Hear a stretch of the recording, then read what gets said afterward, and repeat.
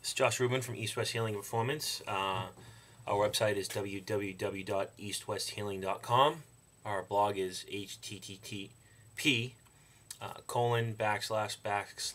blog.eastwesthealing.com. Take off my glasses. It's just studying. One of the things I want to talk about today is something that's very common, I guess, with a lot of my clients and probably a lot of you guys, and I want to shed some light on it. I'm not going to take it to a complex level, but I want to shed some light because a lot of the times the root of pain is usually somewhere else in the body. Typically, if you're complaining of pain somewhere, it's like a root and branch system. You know, the roots produce a tree, and if there's a problem with a tree, it's typically not the tree. It's typically the soil, the roots, that's the issue. So I find this a lot with clients, and one of the things that keeps popping up is atlas misalignments. Now, here's a little diagram to show you. This would be the front of your skull. This is the back. It's the back vertebrae. See the spinous processes right here. So this is atlas axis, some of the first cervical vertebrae in the spine. Okay, so you're looking at the front part of your body. The atlas is that bone right there. Okay, that bone that's kind of singled out. It's not this. This is called the odontoid process off the axis, and the atlas kind of rotates around it. That's the front side of it. That's the back side of it. Okay, why is it such an important bone to kind of focus on? Well, there's certain muscles that actually come off of it, like the rectus capitis lateralis and anterior. Some of the suboccipital muscles actually attach to the atlas. There's a lot of ligaments that are in there.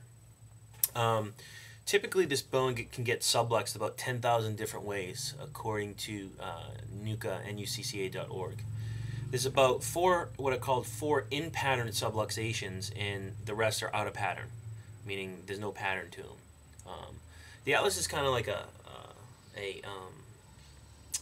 wings of an airplane, so you can't really see my arms, but the atlas can shift one direction or the other at the same time, or maybe by itself. It can actually laterally flex either way, and it can rotate either way. It can do all three, it can do one of them, two of them, doesn't matter. Some of the most common things that can sublux the atlas, pull it out of place, from what I've found, is if you're an athlete and you're getting hit a lot and you're falling, if you bump your head, C-section births, when the doctors pull the baby out, or just vaginal births, very common. It's actually a syndrome called Wallenberg syndrome, where they found that a lot of babies were having sublux atlas, and that was causing sudden infant death syndrome. Hormone imbalances like estrogen dominance cause ligament laxity, which cause the atlas to almost be hypermobile in a sense, so it won't stay in place. There's too much movement when you rotate your head or flex and extend. People with chronic pelvic issues, and it's common in women because women have wider pelvises to accommodate birth.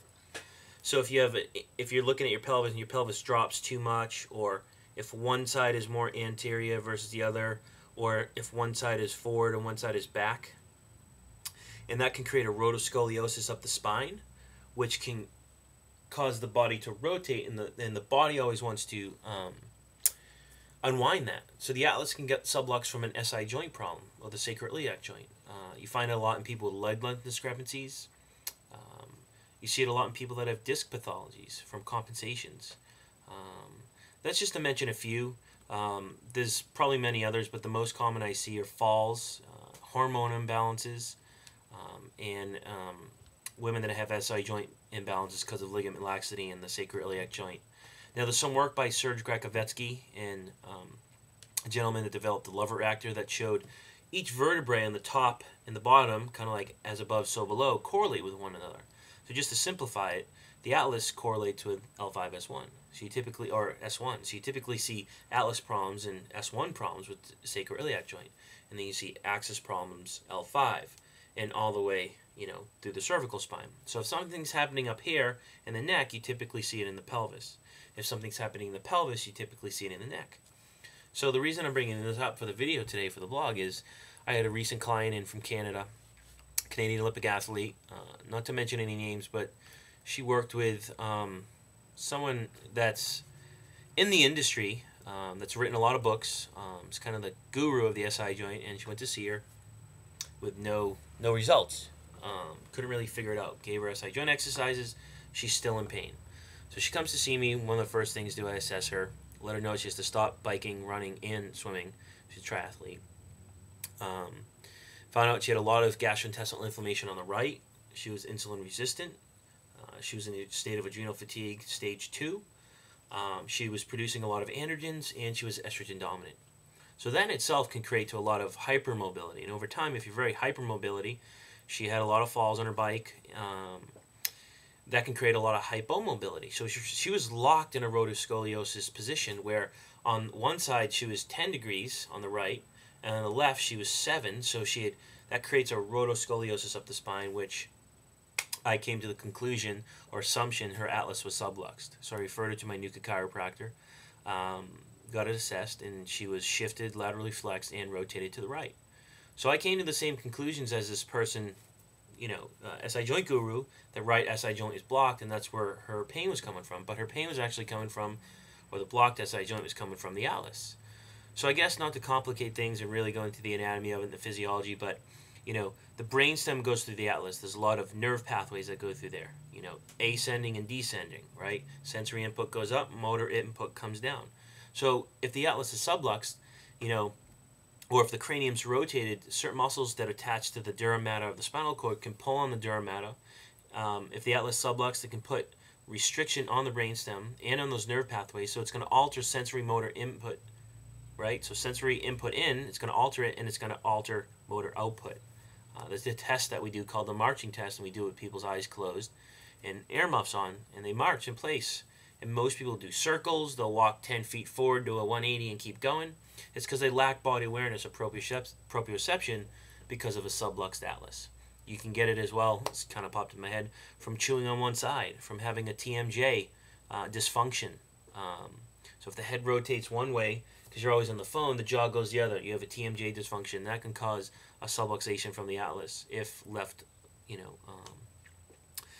if not paid attention to over time. So there's many reasons. So if you're having low back pain, SI joint problems, or if you've fallen a lot, if you're getting same-sided pain or same-sided injuries all the time, or if you're working with someone and they really can't figure it out and you're still in pain, it's been years, I guess one of my recommendations is to go see a NUCA chiropractor or a Czech practitioner level 3 or 4. You can, if you want, give me a call and I can find one in your area. Go to my website and get my email and phone number. Or you're welcome to check out the Czech Institute, CHEK-institute.com, to find a practitioner in your area. But the best bet is to get a program to assess the atlas, assess the entire body and upper quarter, the jaw, shoulder, spine, vision, hearing, breathing, because all those things can cause a subluxation in the atlas. And between the NUCA and the Czech practitioner, they can get you to the place where you need to go. This athlete's been in pain for 2 years, and within short amount of time being here, she's on the road to recovery. So I guess the lesson for the day is don't always look for something where the light is, per se. Don't always focus on the branch or their symptoms. Focus on the root or look elsewhere, because typically where someone is complaining of pain, that's really not where the pain is coming from. If you have any other questions, or you have any want to get more information on our company or services, you can go to eastwesthealing.com, blog.eastwesthealing.com, or email me at jr@eastwesthealing.com. I hope you learned a great lesson for the day, and signing off.